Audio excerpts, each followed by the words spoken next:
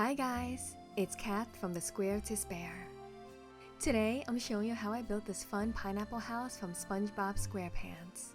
I previously made Krusty Krab to house my figurines from Youtooz and had to create this iconic pineapple under the sea. It even opens up to reveal the interior. This pineapple house is full of texture and vibrant colors. I use a lot of different crafting techniques to build this project, so follow along to make your own. Let's get started. The first thing I do is grab some foam board. I only have black, but any color will work because we'll be covering it up at the end. Cut a 20-inch wide by 9-inch tall sheet. Now we need to cut slits across the board to make the foam board bendable. You've seen me do this technique before where I cut 90% of the way through the foam board but not all the way through.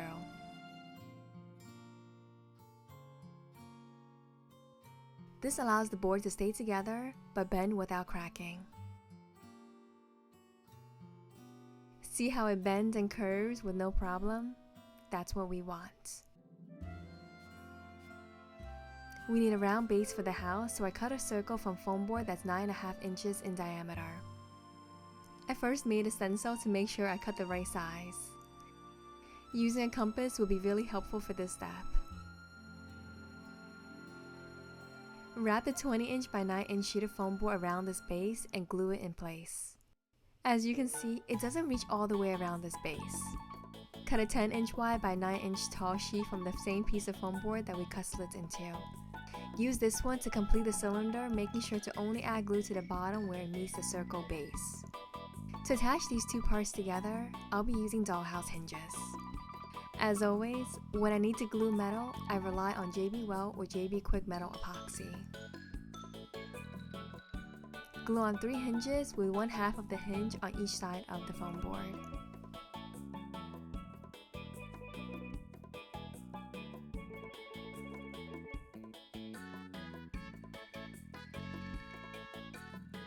Once that glue is dry, turn the cylinder upside down and cut a line where the two pieces of foam board meet.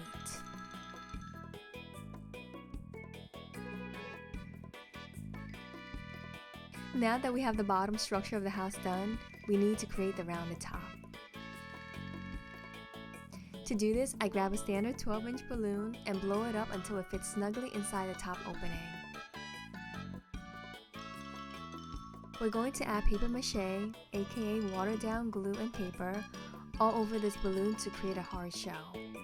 I'll warn you now, this is going to be the most time-consuming step. You can use Mod Podge if you like, but I use simple Elmer's white glue mixed with a bit of water.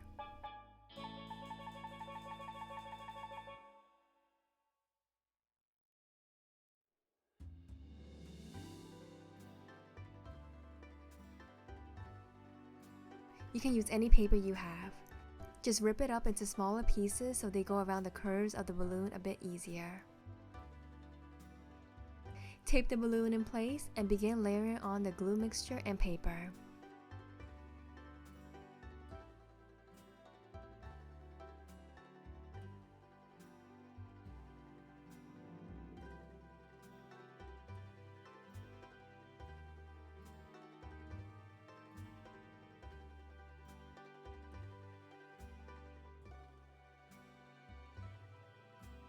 Once one layer is complete, let it fully dry and then add on more layers. I did so many layers over the course of several days that I honestly lost count of how many there are.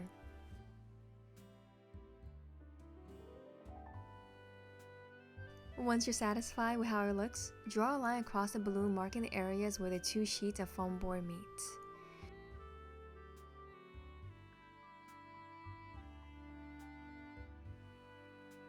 Use a utility knife to slowly cut through that line. When you start cutting, you'll also be puncturing the balloon inside.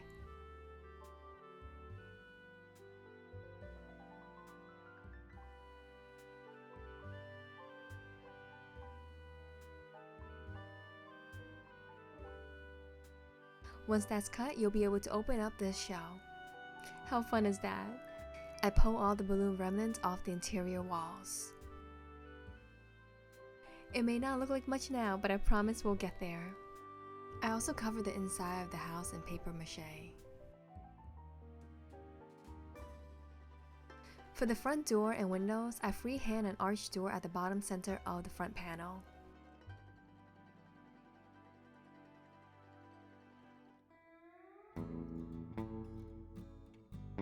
Carefully cut it out with a sharp utility knife.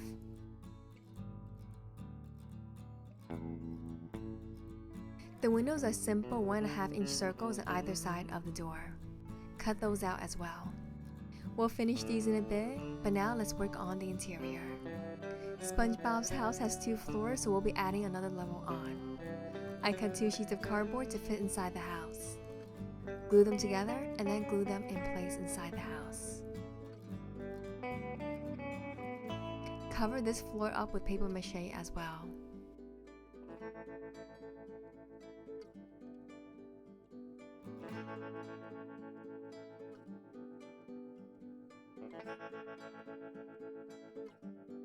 I mixed some acrylic paint to paint the interior of this house a light ocean blue color. I cover all the walls, including the ones on the front panel.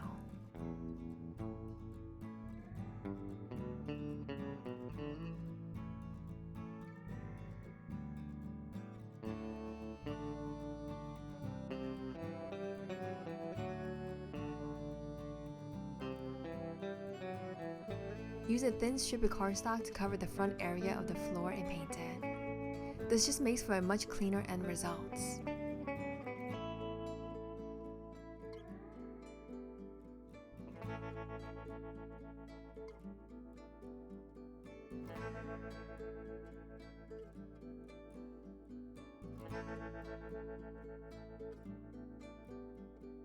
Once that's dry, I paint this floor and the first floor a light pastel green. Don't forget to paint the floor area of the front panel as well. Here, I'm just adding some magnetic latches that I created. This is completely optional. I just wanted something that will hold the front part of the pineapple tightly shut when I didn't need to use the inside.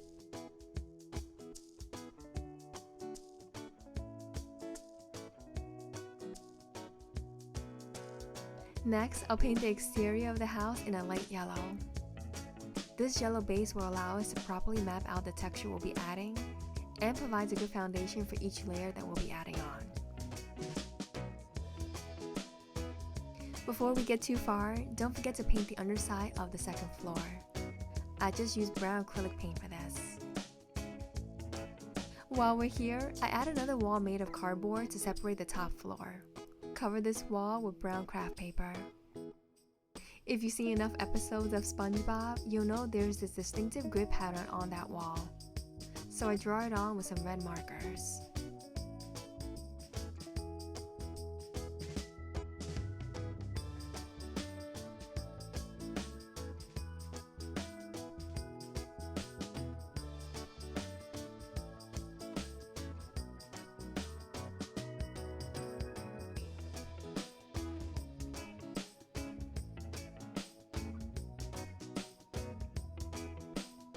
Now you can glue it in place. Let's work on finishing the windows and the door. I use index cards to cut out the shape for the door frame, and the window frames. You can also use a piece of foam board for the door if you want it to be thicker, which I did.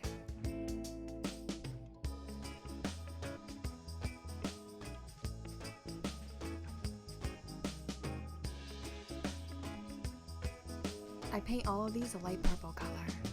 You can add dots of hot glue around the frames before painting them for the look of rivets.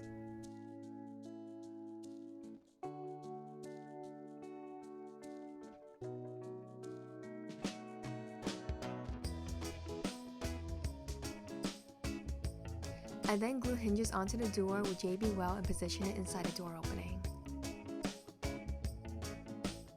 Glue on the frame. Do the same for the window frames.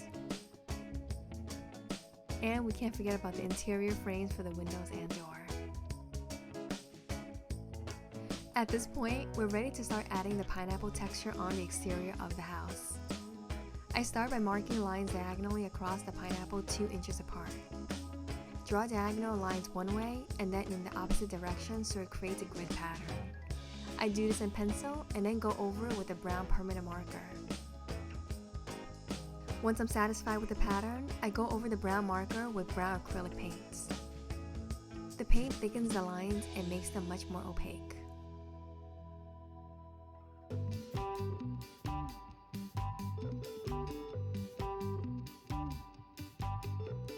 Now it's for the fun step of adding texture.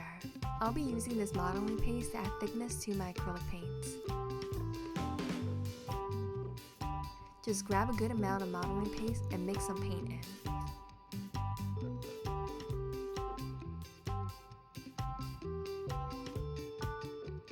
Then you apply it to the space in those little squares on the pineapple house.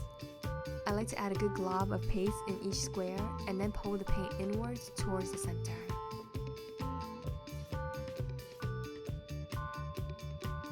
I'm trying to create the look of a pyramid in each square. And depending on the paste that you use, you might need to add several layers as it does shrink when it dries. The color of the paste doesn't actually matter too much as we'll be going over it with paint at the end. However, having a close match to your final product will make finishing it a lot easier. This is very time consuming, but having all this texture truly makes the final result what it is. One eternity later. After all this texture has dried, I go over each square with a yellow-orange acrylic paints.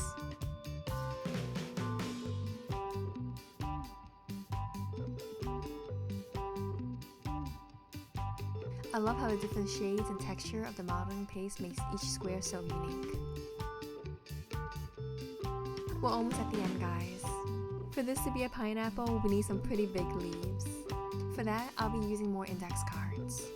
I fold the index card in half long ways and cut out a curve. Open it up and you have a simple leaf. I make a bunch of these in various sizes. I paint the bottom of each leaf green and let it dry before gluing them onto the pineapple. You can paint the entire leaf, but I didn't have the patience for that. The reason for painting before gluing it on is so you can get a really crisp line between the leaf and the yellow part of the pineapple. To glue them in place, I start in the center and then add leaves to either side. They should be standing upright with just a slight tilt. I use hot glue to position each leaf in place and then add tacky glue on top of it for more durability. Once all the leaves are glued on, you can finish painting all the white areas in green. Now this looks like a pineapple. The chimney is the final piece that we need to complete the house, and this was the part that I had to design in 3D prints. To be honest, I almost like this pineapple house more without the chimney, but we have to go for accuracy.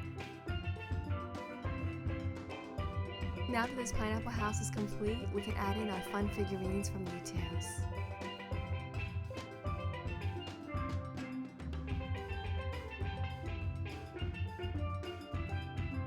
We have Sad SpongeBob,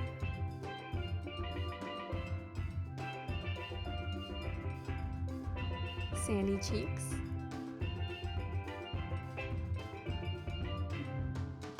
Hungry Gary, Patrick with a nail on his head, and Cockroach. As usual, these figurines are always so spot on. The colors are vibrant and the paint job is so well done. I love collecting these figurines, and now they have a fitting home inside this pineapple house. I hope you guys liked this video and learned some fun new crafting techniques. I'll see you next time. Bye!